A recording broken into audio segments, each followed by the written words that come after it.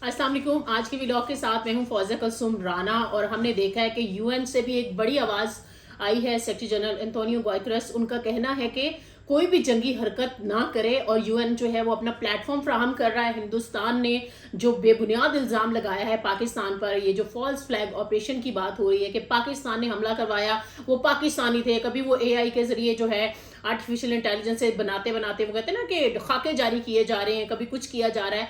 लेकिन अफसोसनाक बात यह है कि हिंदुस्तान ने ना ही पहलगाम की तहकीकात कराई, ना ही कोई एविडेंस दिया।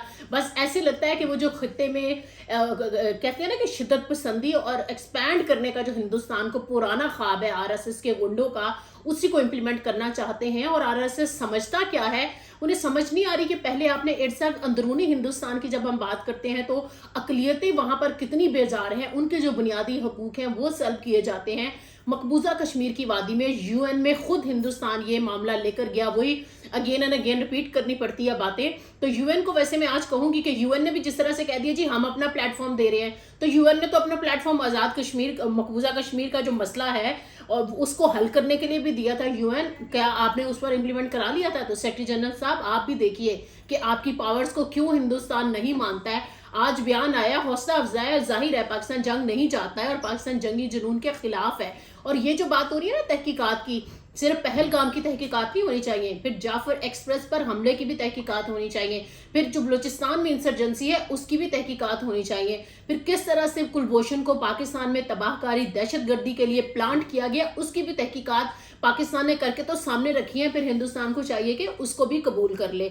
अजीब सा रवैया है, समझ नहीं आती कि इन्होंने जो वॉर स्टूडियोज बनाकर जिस तरह से हिंदुस्तानी मीडिया, वो आरएसएस का मीडिया है, वो गोदी मीडिया है, और वो बगैर किसी एविडेंस के और बगैर किसी सहाफती इकदार को फॉलो करते हुए वो जिस तरह का जर्नलिज्म कर रहे हैं, तो मुझे तो हैरानगी है।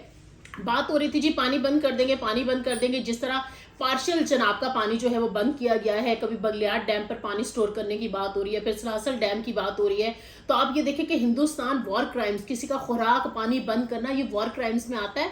और हिंदुस्तान की कैसी कैसी साइकी है इन लोगों की, क्यों हिंदुस्तान की सरकार को समझ नहीं आती है। वहाँ की जो बदनामी ज़माना रॉ है, कभी वो कनाडा में दहशतगर्दी कराती है और कभी वो पाकिस्तान में क्लेम करते हैं जी हमने फलां जगह पर जो है वो हमने धमाके किए थे, हमने टारगेट किया था लोगों को। और अभी उनकी जो ख्वाहिश है, जिस तरह से वो लॉबी करना चाहते थे, जयशंकर तो खुद तड़प पड़े। उन्होंने कहा जी हमें तो प्रीचर्स नहीं चाहिए, हमें फ्रेंड्स ऑफ इंडिया चाहिए। तो आपको प्रीचर्स इसलिए कि लोग कह रहे हैं होश के नाखून लो, कोई भी मुल्क आपके साथ नहीं है।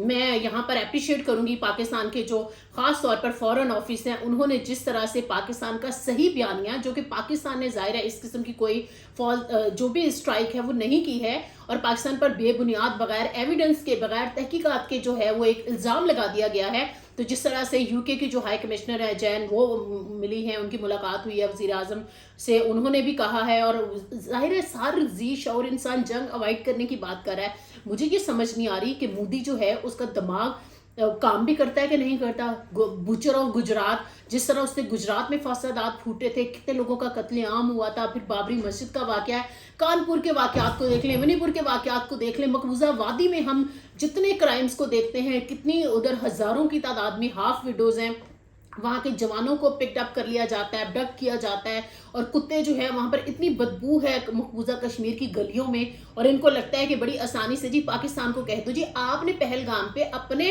कोई सो कॉल दहशतगर्द भेजे और हमारे यहाँ ये वाकया हो गया। तो आपकी ये जो लाखों की तादाद में फौज है वो क्या कर रही थी, आपके सिक्योरिटी इदारे क्या कर रहे थे, आपकी इंटेलिजेंस क्या कर रही थी। आप मजबूर करते हैं, मेरे ख्याल में हिंदुस्तान मजबूर करता है कि उसको उसी की भाषा में जो है वो पाकिस्तान की जानिब से भी जवाब दिया जाए।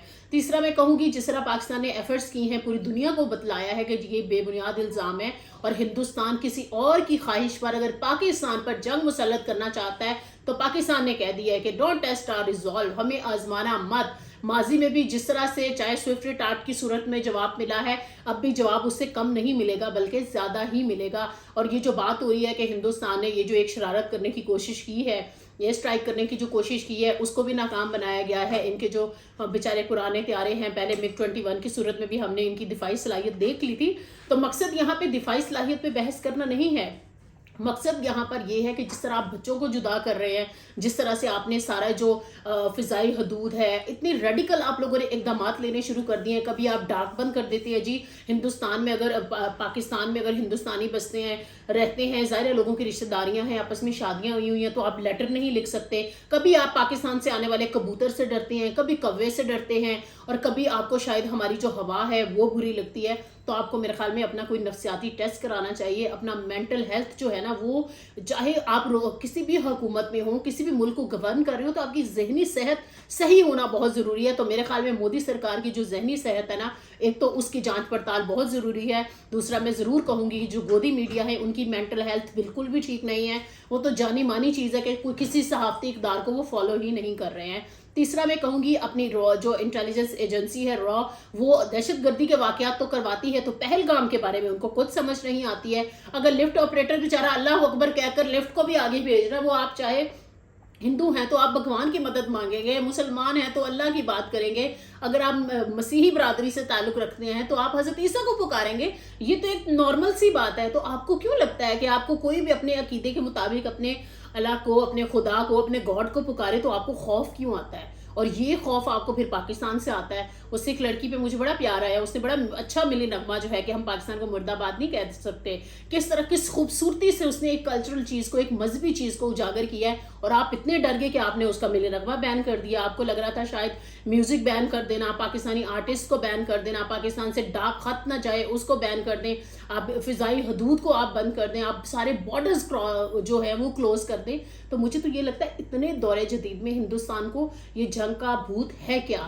بیسیکلی ہندوستان کو چاہیے کہ وہاں پر جو اتنی زیادہ کوئی درجنوں جو علیحدگی پسند تحریکیں ہیں ان کو ان کے رائٹس دے دے تو زیادہ بہتر ہے، بجائے یہ کہ اپنی بزدلانہ کارروائیوں سے جو انسرجنسی بلوچستان میں پاکستان کو کمزور کرنے کے لیے چلائی جاتی ہے. آپ نے دیکھ لیا ہے کہ 70 سالوں میں تو ہم کمزور ہوئے نہیں ہیں. جب سے پاکستان بنا آپ کی خواہش یہی ہے کہ یہ ملک چلنا نہیں ہے، اور آپ کو لگ رہا ہے کہ شاید آپ نے یہاں اگر گورنمنٹ بنانی ہے تو آپ کا یہ خواب کبھی بھی پورا نہیں ہوگا. آپ کو نتیجہ جو ہے وہ ابھینندن کی صورت میں ہی ملے گا. اور اگر آپ اس طرح کے مزید نتیجے چاہتے ہیں تو آپ ہوشیار رہیے، کیونکہ صاف نظر آتا ہے کہ ہندوستان کوئی بہانہ ڈھونڈ رہا تھا. اب سب سوچ رہے ہوں گے جی ہندوستان کو کیا پڑی، وہ کیوں بہانہ ڈھونڈ رہا تھا. تو میرے خیال میں جو مکتی بانی کی کہہ لیں اختتام ہوا ہے نا، اور جو بنگلہ دیش میں ہوا ہے، تو وہ ہندوستان سے برداشت نہیں ہے. جتنی بڑی ناکامی ہوئی ہے کتنے سالوں کے بعد بھی. دیکھیے اگر کوئی قوم واقعی میں نفرت کی بنا پر یا کسی ٹھوس جو وجوہات ہے اس کی بنا پر ایسا کر رہی ہوتی ہے تو شاید صورتحال کچھ اور آتی ہے. لیکن کیا نعرے لگے ہیں بنگلہ دیش سے، کیا ہندوستان سے محبت ان کی برقرار رہی ہے؟ جو جعلی طریقوں سے بلڈوز کر دی گئی تھی، اور حسینہ کی جو حکومت ہے جس طرح سے بھی اس کو بار بار امپوز کیا گیا، اور پھر اپنا وہ ڈمی قسم کا ایک سیٹ اپ بنا کر بیٹھ جاتی تھی. تو ہندوستان کو سمجھ نہیں آئے کہ اب ہم کیا کریں. ہماری تو ساری جو پراکسی ہے وہی ختم ہوتی جا رہی ہے کہ بنگلہ دیش نے بھی ہمیں جواب دے دیا ہے.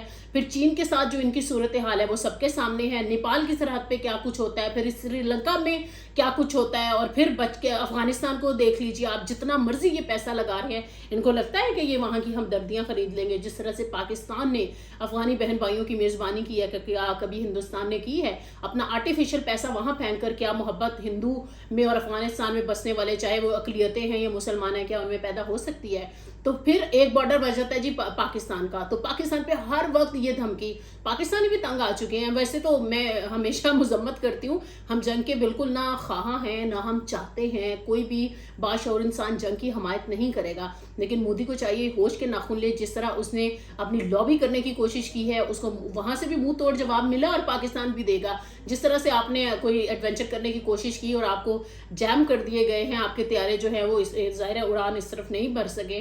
تو میرے خیال میں آپ دیکھ لیں کہ آپ کی دفاعی قابلیت کیا ہے. اور اگر آپ پھر بھی زبردستی کوئی زور آزمائی کرنا چاہتے ہیں، تو چاہے آپ نے سوچ رکھا ہے کہ آپ کشمیر کی سائڈ پہ کوئی ایڈونچر کریں گے، یا پھر اگر آپ کو لگ رہا ہے کہ آپ کراچی کی سائڈ پہ کوئی مس ایڈونچر کریں گے، یا پھر آپ کو لگ رہا ہے کہ آپ منگلا کی سائڈ پہ کوئی مس ایڈونچر کرنا چاہتے ہیں، ادروائز آپ سیالکوٹ کی طرف مس ایڈونچر کرنا چاہتے ہیں، تو پاکستانی جو قوم ہے نا، یہ اگر انگریز کے سامنے ٹکر لے سکتی ہے، اور 1947 کی جو تاریخ ہے اور وہ جو پوری سٹرگل ہے خاص طور پر برے صغیر کی، وہ میرے خیال میں کوئی بھی بھولا نہیں ہے.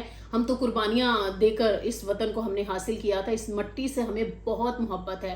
یہ بات نہیں ہے کہ اگر ہمارے مسائل ہیں، چیلنجز ہیں، تو ہم جو ہے کسی چیز میں بٹ گئے ہیں، تقسیم ہو گئے ہیں. آج پارلیمنٹ سے بھی واضح طور پہ کہہ دیا گیا، اور سب اس پر ہماری جو تمام تر سیاسی جماعتیں ہیں، چاہے مذہبی جماعتیں ہیں، ادر پولیٹیکل پارٹیز ہیں، سب لوگ یک زبان تھے اور سب نے کہا کہ ملک کی سلامتی پر کوئی سمجھوتا نہیں ہوگا. تو میرے خیال میں یہ 24 اور 36 گھنٹے جو پہلے انٹیلیجنس آئی تھی اب وہ تو ظاہرہ ختم ہو چکے ہیں، لیکن ہندوستان یہ جو پارشل پانی روک رہا ہے نا، یہ بھی برداشت نہیں کیا جائے گا. اور ابھی رات کے 12 بجے جو ہے وہ ہنگامی اجلاس جو سلامتی کونسل کا بلایا گیا ہے وہ بھی شروع ہو جائے گا، اس میں بھی سمجھ آ جائے گی. تو میرے خیال میں ہندوستان کو اگین منہ کی کھانی پڑے گی. فردر اپڈیٹس کے لیے ہمارا جو مائنس نیوز ہے اسے فالو کرتے رہیے.